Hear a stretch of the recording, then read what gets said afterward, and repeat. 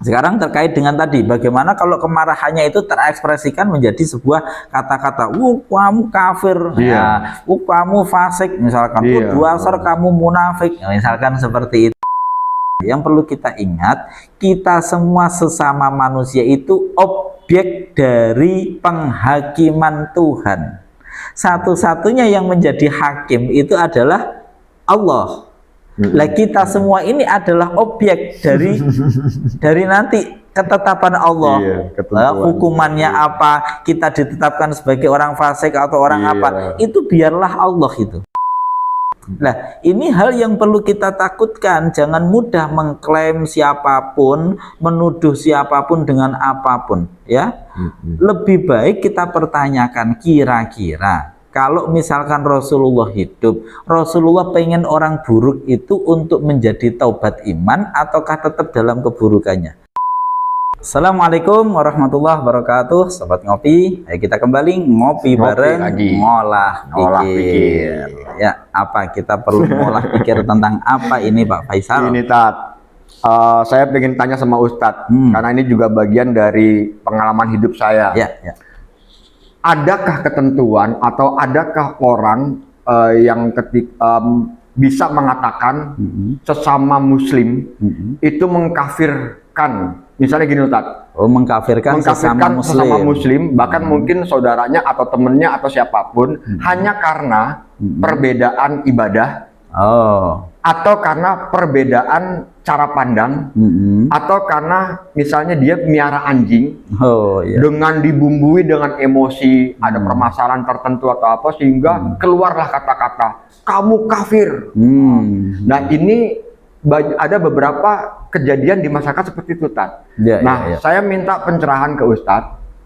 Pantas nggak, Tat, umat salah seorang Muslim ini mengkafir-kafirkan saudaranya karena hal itu? Ya, baik. Jadi Sobat Ngopi, ini tampaknya hampir seperti video kita sebelumnya ya. Jadi bahwa kita itu seringkali tersulut emosi. Ya, ketika tersulut emosi maka keluarlah dari mulut kita ya atau dari sikap kita hal-hal yang sebenarnya itu bukan sama sekali perilaku yang pantas. Ya.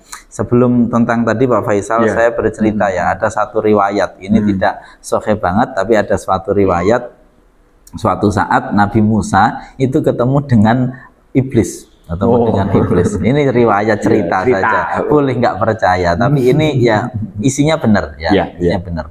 Terus Nabi Musa tanya sama iblis, kamu kalau pengen goda mempengaruhi manusia paling gampang dengan cara apa? Kata iblis, saya akan buat dia marah.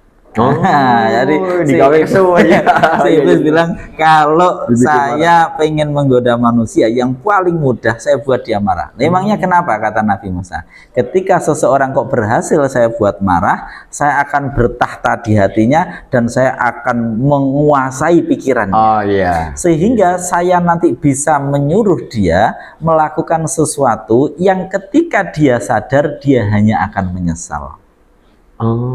Itu kemarahan. Jadi kita harus hati-hati. Kita ini kan hidup, kadang kita lupa banget bahwa kita ini punya ada satu makhluk yang oleh Allah memang ditugaskan untuk menggoda kita, yaitu iblis, setan. Itu tugasnya mereka, itu memang menggoda kita. Dan Allah sudah menyebut ya, inna syaitana lakum aduwwum mubin, syaitan itu musuhmu. Salah satu cara syaitan untuk masuk mempengaruhi kita paling cepat itu melalui hawa nafsu kita. Hawa nafsu kita paling kuat itu adalah kemarahan. Kalau setan sudah menguasai kemarahan kita, maka akan keluar terucap ya, keluar suatu sikap ya, perilaku yang itu akan sangat merugikan kita yang melakukannya. Kadang orang kan nggak paham, dia mengira ketika sudah punya kemarahan, orang takut semua, terus orang semua takut kalau saya sudah marah. Itu keliru, dia sendiri yang dirugikan. Nah ini pentingnya kita memahami apa yang disampaikan oleh Rasulullah. Baik, Sekarang terkait dengan tadi, bagaimana kalau kemarahannya itu terekspresikan menjadi sebuah kata-kata, kamu kafir, kamu fasik, misalkan, duasar kamu munafik, misalkan seperti itu ya. Kata-katanya yang muncul, ekspresi dari kemarahannya adalah mengklaim, menuduh orang itu, mengatakan orang itu kafir dan seterusnya. Ini ada satu hadis yang itu sahih riwayat Imam Bukhari, banyak sebenarnya ya riwayatnya, tapi ini saya ambilkan salah satunya saja. Rasulullah itu dawuh, la yarmi, tidaklah menuduh rojulan, seorang lelaki kepada lelaki yang lain. Artinya tidaklah seseorang itu menuduh seorang yang lain bil fusuki, dengan kefasikan. Dasar kamu orang fasik, misalkan begitu ya. Atau wala yarmi bil kufri. Dan tidak pula seseorang itu menuduh orang lain dengan kekufuran, dasar kafir, padahal dia seorang muslim, ya. Illar taddat alaihi illam yakun sohibuhu kadzalik, kecuali bahwa tuduhan itu akan kembali kepada orang itu jika yang dituduh ternyata tidak. Jadi misalkan saya menuduh Pak Faisal, Pak Faisal itu, misalkan saya katakan apa gitu kan, kok ternyata tidak, maka kembali ke saya. Tuduhan itu akan kembali ke saya. Ya, ini yang perlu dihati-hati oleh seorang muslim ya. Makanya sebenarnya yang perlu kita ingat itu Pak Faisal ya. Ini sering saya sampaikan, yang perlu kita ingat, kita semua sesama manusia itu objek dari penghakiman Tuhan. Satu-satunya yang menjadi hakim itu adalah Allah. Lah kita semua ini adalah objek dari nanti ketetapan Allah.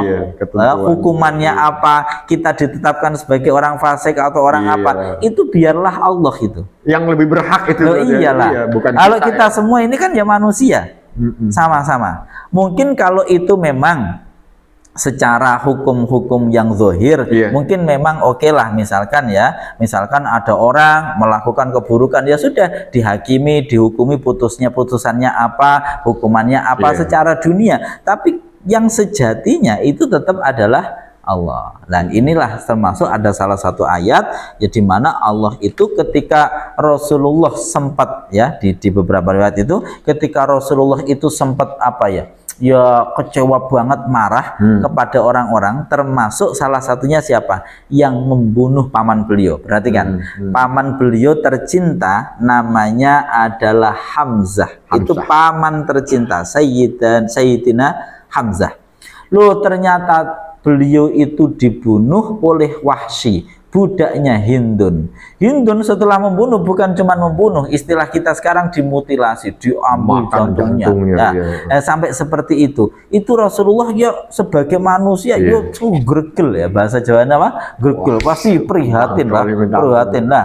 Tapi terus kemudian oleh Allah didai apa? Laisalaka minal amri syai'un aw yatuba 'alaihim aw yu'adzibahum fa innahum zalimun. Tapi keputusannya bukan di kamu Muhammad. Apakah mereka akan diberikan hidayah sehingga taubat, ataukah akan disiksa karena mereka zalim? Itu bukan di kamu keputusannya. Dan menariknya, Wahsy yang melakukan seperti itu justru dapat hidayah dan taubat, Islamnya ya baik. Hindun kemudian dia dapat hidayah, ya Islamnya ya baik. Nah, ini hal yang perlu kita takutkan. Jangan mudah mengklaim siapapun, menuduh siapapun dengan apapun ya. Lebih baik kita pertanyakan, kira-kira kalau misalkan Rasulullah hidup, Rasulullah pengen orang buruk itu untuk menjadi taubat iman ataukah tetap dalam keburukannya? Pasti Rasulullah senang kalau orang ini dalam kebaikan taubat kan? Nah, jika itu yang terjadi, berarti kita ingin melakukan sesuatu yang disenangi Rasulullah atau yang tidak disukai. Nah, pertanyaannya kan seperti itu. Oleh karena itu, Rasulullah pun sudah terbiasa.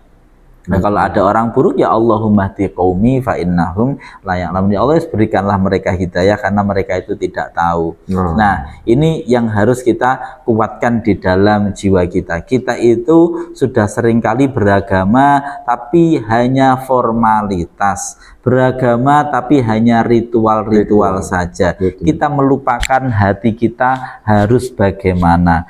bagaimana status kita di hadapan Allah. Kita pikirkan status kita di pikiran kita sendiri, atau kita pikirkan status kita di hadapan manusia. Lalu pertanyaannya, bagaimana status kita di hadapan Allah? Apakah ada ketakaburan tidak di dalam hati kita? Jangan-jangan justru kitalah yang adalah orang-orang yang masih ada banyak kotoran di dalam hati kita. Maka para ulama menasihati kepada kita, orang-orang yang fokus mencari kesalahan di dalam dirinya, dia tidak sempat untuk memperhatikan kesalahan-kesalahan, aib-aib orang lain. Ya, ada satu contoh menarik Pak Faisal, itu dari Umar bin Khattab. Umar bin Khattab itu mengetahui bahwa ada seorang sahabat Rasulullah yang oleh Rasulullah ini termasuk diberitahulah hal-hal rahasia, termasuk rahasia itu tentang orang-orang munafik ini. Itu kemudian Umar bin Khattab datang kepada beliau, sahabat ini tadi, terus kemudian tanya, itu kamu kan tahu banyak rahasia Rasulullah, coba saya itu termasuk orang munafik atau tidak?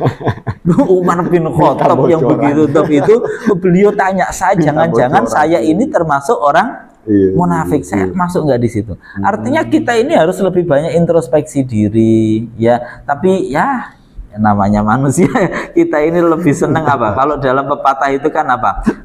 Semut di seberang laut nampak, tapi gajah di pelupuk maka nggak nampak. Nah itu makanya kita jangan seperti itulah ya. Kita belajar beragama itu, istilahnya Sayyidina Umar itu, hasibu anfusakum qabla antuhasabu. Koreksi, introspeksilah dirimu sendiri sebelum kamu nanti akan dikoreksi, akan diaudit oleh Allah. Nah yang seperti ini insya Allah kita nanti akan mudah menjalani hidup dan tidak dipusingkan dengan hanya memikirkan orang lain. Sebenarnya Pak Faisal, kita itu hidup kita lebih nyaman kalau kita benar-benar mengikuti kaidah-kaidah Al-Quran.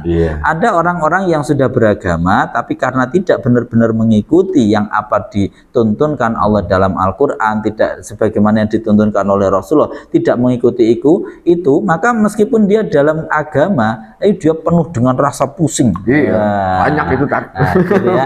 Jadi kita ya berharap kita masuk kepada golongan yang tepat sajalah. Ya, jadi kita harus berhati-hati, jangan berada di kanan, jangan berada di kiri. Kita mungkin suatu saat nyeleweng, segera kembali, nyeleweng sedikit segera kembali. Jangan sampai kita membiarkan. Termasuk apa tadi? Rasa marah. Hati-hati dengan rasa marah. Hampir semua keburukan itu diawali dari rasa marah. Rasa marah itu berawal dari apa? Dari ego yang tinggi.